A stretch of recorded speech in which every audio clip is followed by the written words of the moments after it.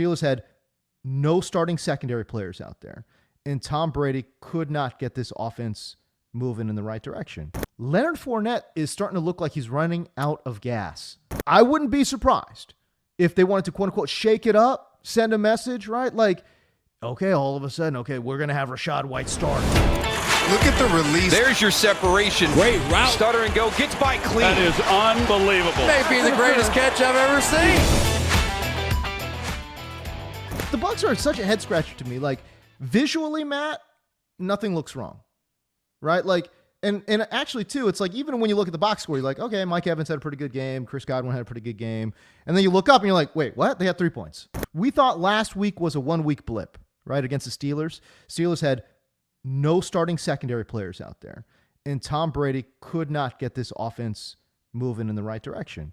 And it's funny too, because then people will point to the Mike Evans drop on like the first drive and say, well, if he had caught that, his box score, Tom Brady's box score, looks a lot different. Maybe that gets the offense going. I don't know, man.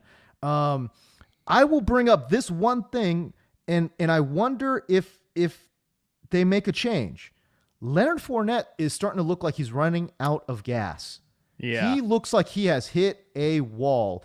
And it makes a lot of sense because, man, the usage on Leonard Fournette before this game was sky high.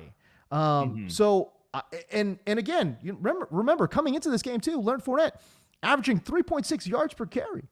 Right, so it's not like he's been efficient, but they've just been giving him the rock, feeding it to him over and over and over again. I just felt like finally in this game, Matt, Fournette looked tired. They are the stone worst rushing offense when you look at EPA per rush. They have not run the ball well at all. Obviously the offensive line, like the interior, is not good. We knew that was going to be an issue coming into the year. I don't think like Donovan Smith, who's also dealt with injuries. I don't think he's played well the entire season. Obviously, some of that could be due to injuries, but yeah, he's hurt. Yeah, that's the problem too. This offensive line, I think, has really struggled as a run blocking unit, but like they keep trying to commit to the running game as well, which has also been a little confusing because this was one of the most pass heavy teams in neutral situations last year. I kind of wonder. I'm a little like talk about something that I didn't make sense at the moment, and in hindsight looks even weirder. Do you think like the shift to Todd Bowles is sort of showing its head so far this season? Because I think Todd Bowles is a good coach, but maybe. I mean, he was not a successful coach with the Jets, right? But he was a good defensive coordinator for this Bucs team, and overall sounded like he, by and large, got good reviews from everybody there. But probably more of a conservative guy than Bruce Arians. And, I know Byron Leftwich called the plays. I know Byron Leftwich is still calling the plays, but there is still a chance that Bowles is the head coach, like has more of his fingerprints on the game plan, more of his fingerprints on what they're doing in the game, to the point that they are running the ball more. They're more conservative. They're not like as much of a pass heavy team. And a lot of times with Leonard Fournette, it seems like they've been slamming their head against the wall from a rushing perspective. That is a change, though, that we could see, because this is another thing that, to bring it back to Todd Bowles, he's made a couple of comments the last 2 weeks about like, we need to, if old guys are still like hanging on to their Super Bowl glory, they might need to like, get with, I'm totally paraphrasing, but like get with the program now and figure out what's happening now. He made another comment after this last game.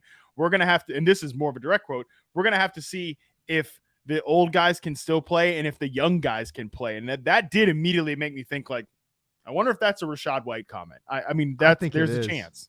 I think it is. And I would not be surprised with how they're playing right now. They're 3-4. Like, I mean, and I get it. Like, they've had major offensive line injuries. I understand that. But you still got Tom Brady, Mike Evans, Chris Godwin has now returned. And like, the offense doesn't look good at all. I will say this. I wouldn't be surprised if they wanted to, quote unquote, shake it up, send a message, right? Like, okay, all of a sudden, okay, we're going to have Rachaad White starting. You know what I mean? Like, because that would be a shake-up move that would have very little, like, ramifications, if you know what I'm saying. Like, you couldn't be like, hey, we're benching Mike Evans. Can't do that. Right, yeah, no, you can't do that. Right, you can't be like, oh, we're benching Chris Godwin. Can't do that. Right, like, that's not Not going to happen. Can't do it. Who can you do that to? You could do it, Leonard Fournette. I know, and even so with Leonard Fournette, I think Leonard Fournette is a pretty decent player. But I think they can mix in more of White. They're probably not going to say like we're going to go ahead and bench Leonard Fournette, but Right. they can casually do it to like, hey, this is looking more like a Zeke Elliott, Tony Pollard type of split where we're seeing whereas Leonard Fournette at this point has been one of the most involved backs, like, you know, in the passing game and the running game. And I do think Brady likes him and all that stuff. So For sure. We'll see.